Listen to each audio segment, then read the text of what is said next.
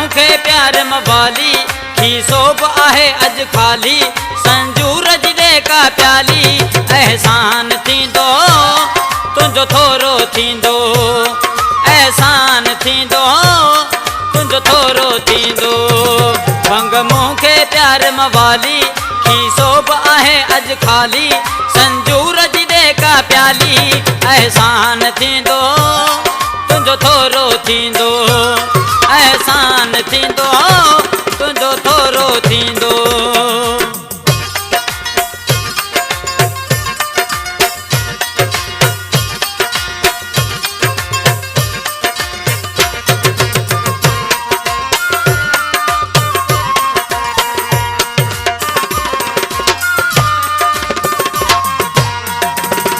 अज गाथो कयां मां दिल सां तुंहिंजो कूंडो कॾहिं न खुटंदो हिकु पोखी जंहिं बि पचंदी पई तुंहिंजो साफ़ो कॾहिं न सुकंदो।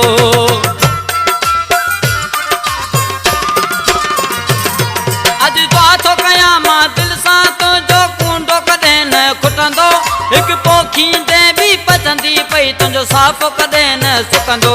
तुंहिंजे दर ते आहियां मां सवाली खीसोब आहे अॼु खाली संजूर जी का प्याली एहसान थींदो तुंहिंजो थोरो थींदो एहसान थींदो तुंहिंजो थोरो थींदो।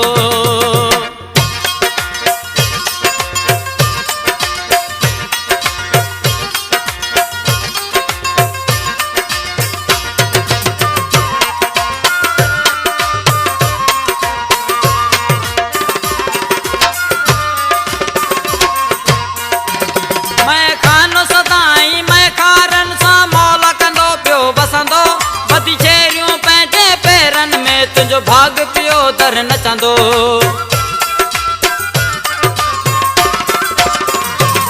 मैं खानो सदाई मैं खारन सां मौल कंदो पियो वसंदो बदी छेरियूं पंहिंजे पेरनि में तुंहिंजो भाग पियो दर नचंदो।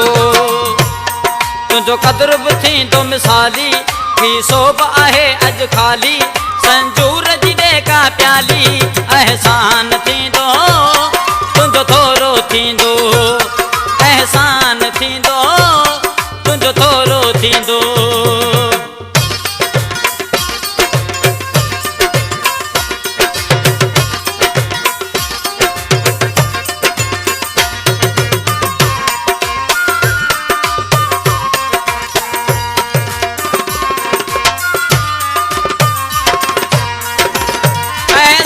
बशीरत तूं ज करी इहो थोरा छॾ बाला है वाहे न सघियासीं बिरोही जे ॻाईंदासीं वाइदो आहे।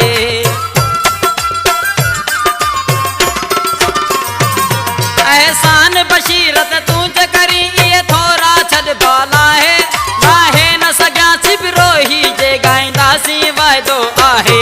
मुंहिंजी इज़त बचाए वञ हाली खीसोब आहे अॼु खाली संजूर जी का प्याली एहसान थींदो तुंहिंजो थोरो थींदो एहसान थींदो तुंहिंजो थोरो थींदो। भंग मूंखे प्यार मवाली खीसोब आहे अॼु खाली संजूर जी का प्याली एहसान थींदो तुंहिंजो थोरो थींदो एहसान थींदो तुंहिंजो थोरो थींदो।